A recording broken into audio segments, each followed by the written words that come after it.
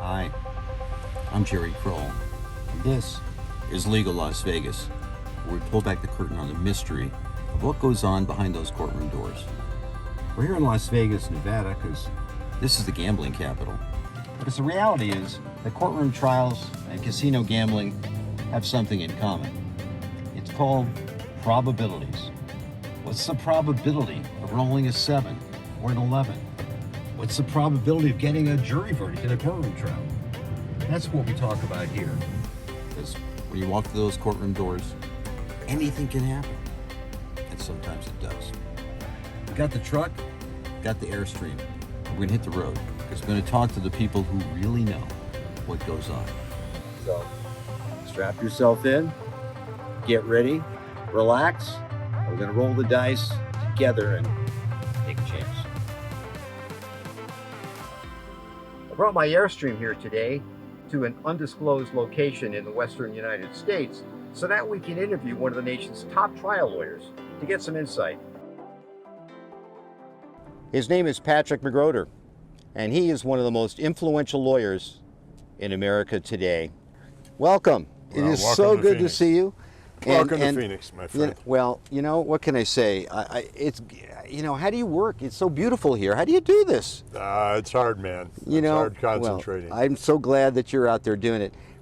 You know, you've done so many high-profile cases, and what was really so interesting is, you know, when you take on these cases, I mean, how do you decide that you're going to, let's say, represent somebody who's been in some horrible accident? Well, nowadays, I look first to the damage portion of the case because in normal settings, automobile crashes, things of that nature, I generally can't make a difference because of the platform that I use. So I generally look for horrific damages, catastrophic injuries, death cases where not only can I help the victims, but there's also a social architectural component. I've patterned my practice around making sure that things don't happen again, that we change the way individuals and businesses do their work such that they don't hurt people. Well, you're right. When you say don't do things again, in other words, like if there's a dangerous product, you want that to be removed from the market, or if somebody's doing something, people are getting injured, they're getting killed or hurt, you want to stop that. Yeah, that's the signature of most of my cases, Jerry, for the last probably 20 or 30 years. Because you've handled so many high-profile cases. What's interesting about you is you started locally. You started sort of small, kind of like the little train that could, and then you got yourself going to the point where you're handling national cases. Well, that's a compliment. I couldn't get a job. Look, don't ever tell anybody that I was being nice because you'll kill my career, okay? But truthfully, you did start here in Phoenix. Jerry, I couldn't get a job out of law school, okay? So every night I was out passing cards out. I did everything from wills to divorces to personal injury work to criminal work. I've tried everything from murder to kidnapping.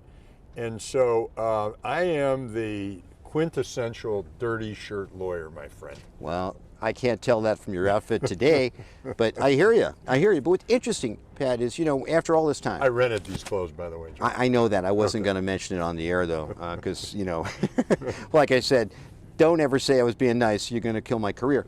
But as far as, you know, your career and what you do you make these different assessments trying to figure out, person walks into your office, you know, do I represent them? Or do you look at it more from a standpoint of, am I going to change the world? A little bit of both.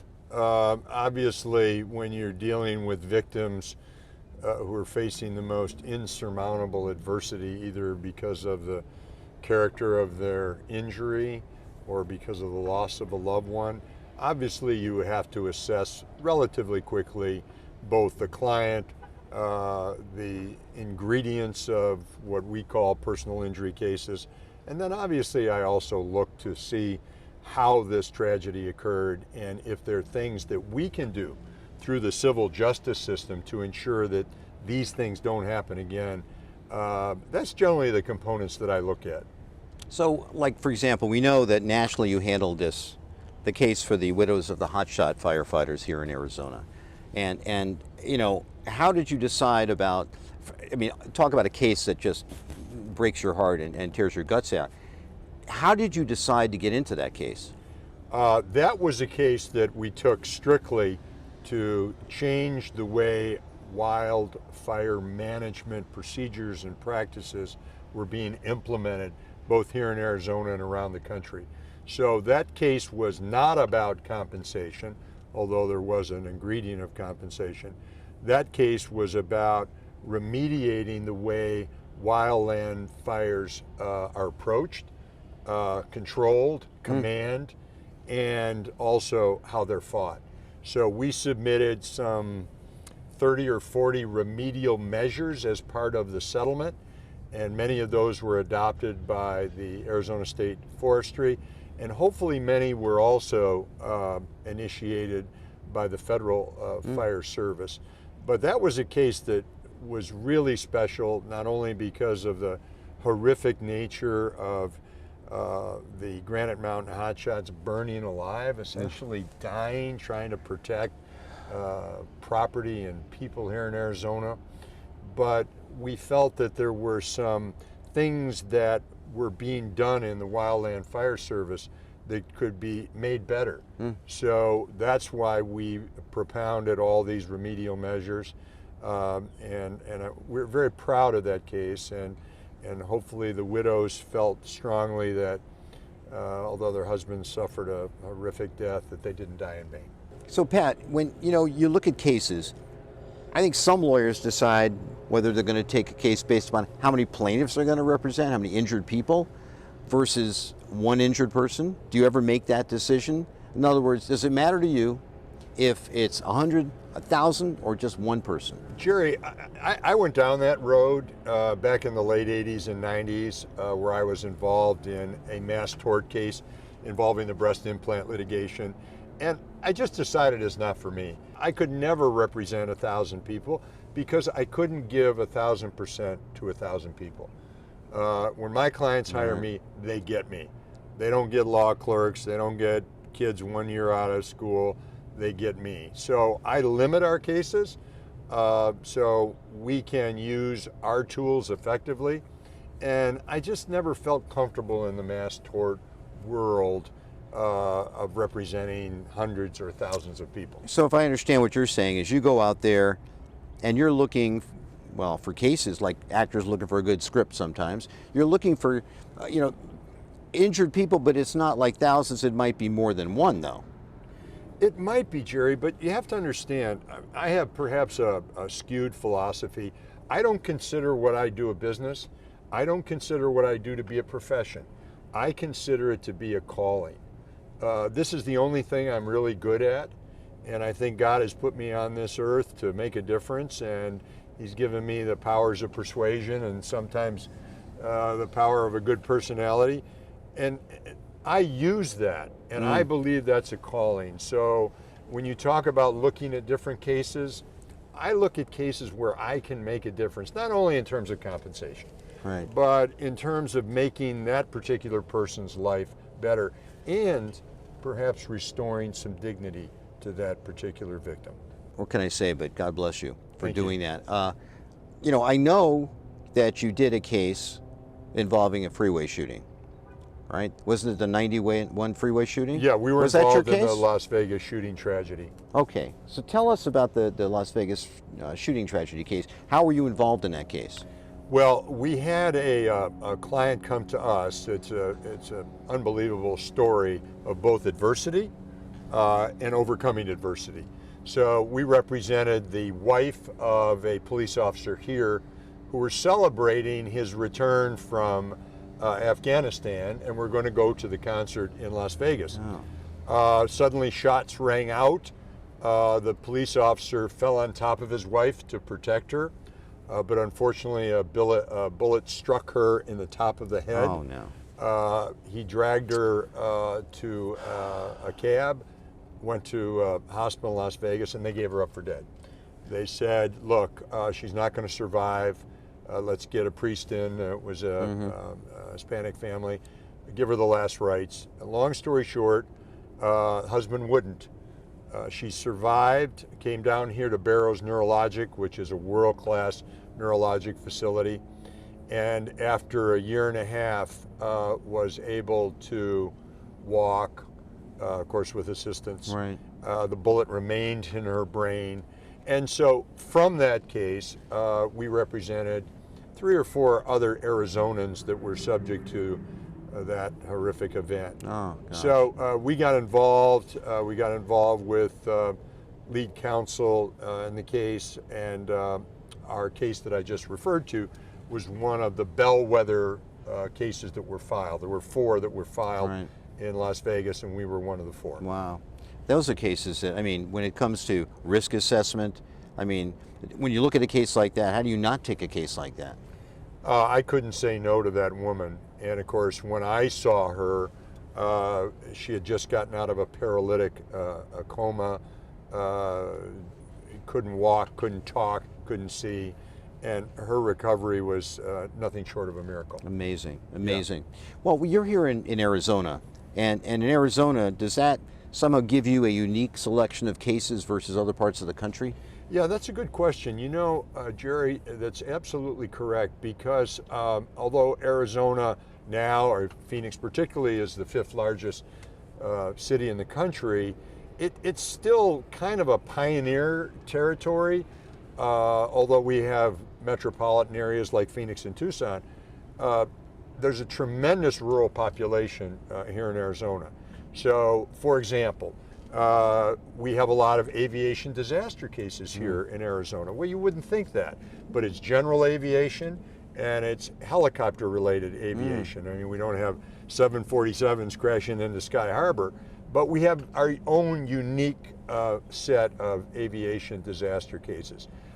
We have, because of our elderly population, we have a lot of nursing home abuse cases here, which perhaps in other states you wouldn't find. So there's some, because of our unique population and our unique population distribution, well, we have unique cases. You're right at the border, right? Yes, and now, does the border present a whole set of cases that we might not see in other parts of the country? In my 50 years here in Arizona, the immigration issue has created probably an unbelievable social change in how Arizonans view immigration in terms of law enforcement, in terms of school, education, in terms of healthcare.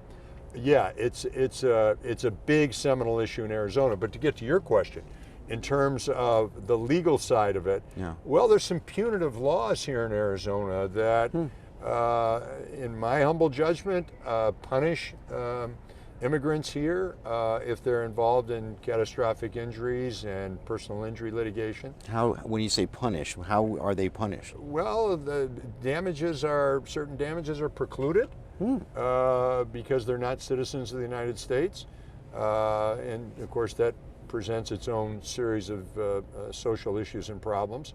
I'm certainly not in favor of anything like that, and it's terrible in my humble judgment.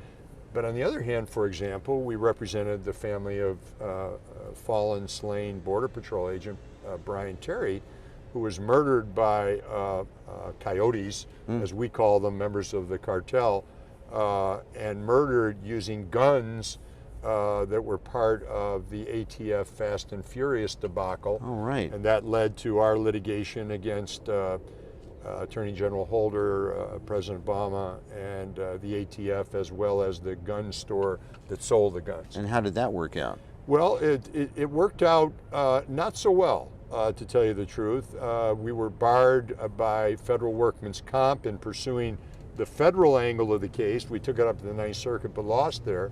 But we were successful in 2 ways, in my humble judgment. Number one, we hammered the gun store and did pretty well there for the family. But number 2, we were able to bring the issue of ATF's failures in this purely unimaginable, unthought out operation called Fast and Furious. Right. So from the halls of Congress to Phoenix, to the home of Brian Terry survivors, their voices were heard loud and clear. But that's a win, okay? That's a success. In my judgment, it was. Well, it was. good for you. Well, There's got to be an element of financial risk for you every time you look at a case. A lot of times you're putting your own money out there and deciding, hey, am I going to roll the dice on this one? What would you say was the riskiest financial case you ever took? well, we are the gamblers of the profession because we work on a contingency fee, obviously, and we front all the costs. In terms of the case that kept me up at night, we represented police officers who were burning alive all over the country when their Ford Crown Victorias were being rear-ended, and the conflagration captured them within the car and they burned alive. A lot more to the story, obviously, but that's the Reader's Digest. And I had over $3.5 million of my own money, and Wow. before anyone thinks I'm a rich guy, we had a huge credit line with the bank. Wow. And if you don't think that's risky, getting up every day and night, understanding that if you're not able to achieve justice, that you face potential bankruptcy. So you're representing the police officers. Yeah, I represented the police officers' families who had burned alive, and then there were a couple that survived. So but you're representing the police officers' families.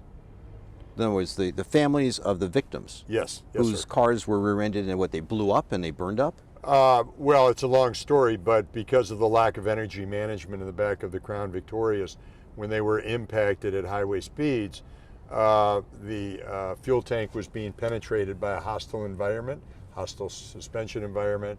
Gas would leak, the friction would set the car on fire, the doors would jam, and Oh then my the police God. officers would be So they'd be trapped and they'd then burn burn alive. Oh Yeah. my God. No, it's a terrible case. Terrible. Okay. So you're representing the families of all these poor souls who perished. So you're putting out your money to decide to prosecute this case, and it costs $3.5 million? At the height of the case, we had about $3.5 million in costs. We had done crash testing, of course, experts, on and on and on and on and on, because we understood, and David Perry was my co-counsel, another legendary lawyer from Texas. We understood that we had to make a maximum effort, not only with ourselves, okay, and our legal acumen, but with our checkbook, to make sure that we achieve justice for those families. Yeah, but you don't know this. I mean, this isn't like, I keep using that example of, you know, okay, the Patriots have won, or whichever football team you're a fan of, you know, they win the game. It's easy after the result to look back and go, well, I knew they would win. Here you are, you're $3.5 million on the line. You don't know that you're going to win, do you? Jerry, we were in these cases for 7 years. Oh and my that's God. what I think a lot of people don't understand, and that's why I think this show is so great. People can understand what we go through as lawyers in trying to achieve the type of result and justice for our clients. So let me just understand. Your case goes on for 7 years. I mean, look, you could have started out, I mean, your hair would have been like dark when you started the case, right? I look like you. Oh God, you know, don't try to be nice now. We'll kill your career, okay? But I mean, you're 7 years in this case. You're starting out young, okay? You got to be $3.5 million in the hole, and you don't know that you're going to win the game. My partner, who had practiced law for 50 years, Phil Goldstein, who was a legendary trial lawyer, he was from Brooklyn. And he never could get my name right. He called me McGroder. He just had that Yeah. Brooklyn accent, okay? So he comes in to me one day and he says, McGroder, you're gonna bankrupt me. I've been practicing for 50 years. I have a great reputation. I just saw you got $3.5 million in costs in this case. You're gonna bankrupt me. And I said, Phil, just hang on. I think we're gonna be okay. And lo and behold, about a year and a half later, we settled our first case with Oh, Ford. congratulations. And Wow. Ford fixed over 350,000 police cars. That's even better.